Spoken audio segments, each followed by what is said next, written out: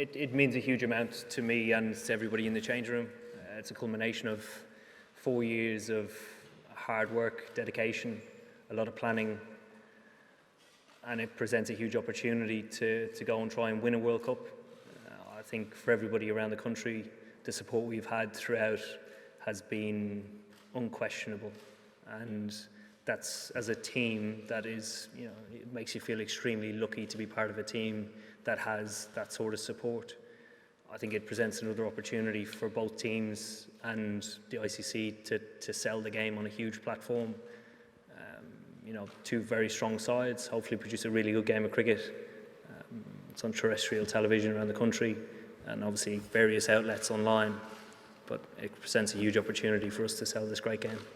And how do you feel personally today? It's a familiar venue, but very different circumstances. How do you ensure that that doesn't distract and you maintain positive? I think, I certainly feel pretty relaxed. It's nice to be home. I'm also very excited about tomorrow. We're going to enjoy the game regardless. We're going to try and take in as much as we can. It's a World Cup final. We're not going to shy away from that. As long as anything doesn't affect performance, we're going to try and take it in. You mentioned that national excitement. Has it manifested itself in any way in the last couple of days since you made the final? Not really. I think just the general level of excitement, messages you get through, people you meet on the street. It's pretty cool. And what will be your final words to the players tomorrow before you step out? I always get asked this before games. You never actually know what you're going to say until the morning of the game. You have to go in, see what the mood is like in the camp. If it's down, you need to pick it up. If it's too high, you need to bring it down. But majority of the time over the last 3 or 4 games, it's been right on point. I haven't had a lot to do. Finally from me, is everyone fit? Is Johnny Bairstow okay after his Yeah, everybody's fit, so that's good news. Oh, I just wonder, firstly, do you think you can play as well again as you did against Australia? And secondly, do you think you'll need to? I think we will need to, yeah. New Zealand are an extremely tough side with a lot of experience, a lot of skill. They were the best side in the group stage, and they improved very similar to us from the group stage to the semi-final performance. So we're striving to improve on our performance. No doubt they will. Owen, you've effectively been playing knockout cricket since the game against India. Has that helped you sort of hone your approach and mindset going into tomorrow's game? Yeah, I think it has helped us because it's lent itself to actually being more positive and aggressive and a bit smarter about how we play. And it's sort of been a last chance saloon since Durham, which has been nice in a way. Owen, there was a nice little reunion out there just then with you and Brendan. What did you just have a chat about? And is there a kind of nice symmetry, I guess, in the fact that it is you and New Zealand after they were so influential in this whole rejuvenation? Yeah, we just caught up outside. Brendan's obviously a very good friend of mine. He spoke about us making the final and playing New Zealand because he had to fly home for the semi-final, but he was flying back if New Zealand made it. So he's delighted that they did, and he's in good form. We're at the back of the room. Great. Owen, what are the weaknesses in Kane Williamson's game? Is backing up, I think. Yeah. Chris at the front here. Sorry. I was actually going to ask you about Brendan McCullum as well, but I just want to know how much of an inspiration and how integral has he been in this team's kind of renaissance, if you want to call it that, since the last World Cup? I think he has had quite a bit to do with it. You could probably say about world cricket as opposed to just directed me. Obviously, we're close mates, and he's taught me a lot about leadership. And I think in 2015, the way that New Zealand played, very similar to the way that they're playing at the moment. They proved to absolutely everybody that you can perform at the highest level and get to the top by being yourselves and not trying to be somebody else or a different team or be somebody that is a bit of a novelty for everybody else. So that's quite cool. You've only used 13 players in the tournament, so that's 2 players who haven't played, another 1 or 2 players who didn't make the squad who've played a big role. Your family and friends have helped you. Just tell us a bit about there's only going to be 11 people on the park tomorrow, but this, you're doing it for a lot of different people, aren't you? Oh, absolutely. And I think people up and down the country as well. I think that the two guys that haven't played a part have been brilliant for us. We always talk about the squad, we never talk about the final 11. The final 11 is extremely difficult to get into. So having that responsibility of going out and doing what you do is more important.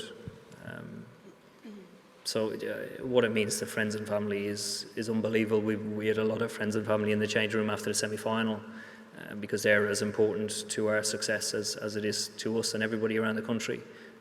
So it's important to share it. George? Hi, it looks pretty green out there, surprisingly green. Obviously, you know the conditions well. Do you have any thoughts on that? And is it a bowl first wicket? From afar, it looks greener than it is. There isn't a lot of grass on the wicket, mill-wise, so it probably exaggerate how it looks. I think it'll look different. If the sun comes out for a few hours, it'll look different in a few hours. It'll go wider and burn it off. Depends on how hard the wicket gets, I think. Yeah.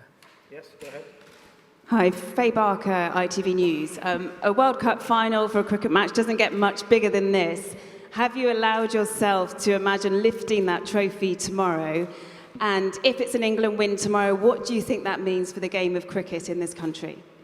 I haven't allowed myself to think about lifting the trophy. Cricket and sport in particular is very fickle. If you ever get ahead of it, it always seems to bite you in the backside. So I haven't done that. And for us to win it, I think around the country, it would be awesome. Great for the game. I think quite iconic in certainly young kids' memory, particularly if they're watching it at home. And we managed to lift the trophy. It'd be awesome. Hello, Jordan Jarrett Bryan here, Channel 4 News. We're seeing what Jofra Archer brings on the field of play. Tell us a little bit about what he's like off the field of play. And just secondly, with the game tomorrow being on free-to-air television, just tell us a little bit more how important you think it is the governors that run the game capitalise on what's sure to be a huge viewing audience tomorrow. Yeah, Jofra's a pretty relaxed guy. Very cool. He's probably not the coolest in the change room. Chris Wokes has that mantra. But yeah, he's just a very relaxed guy. He enjoys doing not a lot, relaxing. He enjoys playing a lot of Xbox. He's a young guy who's enjoying his cricket. I think it is important, regardless if it's terrestrial or what outlet, that whoever the target audience is, and certainly for us, or sort of the ICC, it should be young kids. If that's online, doing it online, getting hopefully more exposure to the players and more insight into what cricket is about and what principles and I suppose disciplines it brings to young people being involved in it. Take a couple more. Oh, and you've spoken a lot about how your team has changed over the last 4 years and, modelling yourself off Brendan and all that sort of stuff. How do you think the Black Caps team has changed in that time, and how do you think they've changed from Brendan's captaincy to Kane's captaincy? I think the two boys have two different styles of captaincy. I think that's important for any leader. I think if you're trying to be somebody else, it's never going to work. You have to be yourself. Otherwise, the messages that you give to your team or anything that you try and do isn't authentic, and I think people spot that straight away. I think the progress that they've made or continued strides that they've made, they've just been on top of their game since. There's extremely experienced players who have continually challenged the best in the world and had success doing it. Yes, on this side on the left. Hi, Evan. New Zealand, apart from Afghanistan, are the only side that haven't scored 300 in this tournament, but they're also the side that have defended a lot of 240s, 280s. You guys obviously do a lot more deeper analytics of the game. So how do you look at this particular equation between bat and ball about what your opponents are doing? I think in general throughout the tournament the scores have been a lot lower than they have previously here in the last 3 or 4 years. Us adjusting to that has been harder work than it normally is, but New Zealand have done it brilliantly, and Lord's isn't ever a high scoring ground, so I'd say tomorrow isn't going to be a high scoring ground, so it'll be a bit of a battle. We'll finish with Julian. You say it'll be a bit of the battle, Owen. What impresses you most about New Zealand, and where do you see the game being won and lost tomorrow? It's difficult to say because they're such a stable side. They offer threats throughout with the ball, and they're just a stable side with the bat. I think there will be times, throughout the game tomorrow where it could be won or lost. But I think it'll be a really good game of cricket. Okay, thank you. Thank you very much.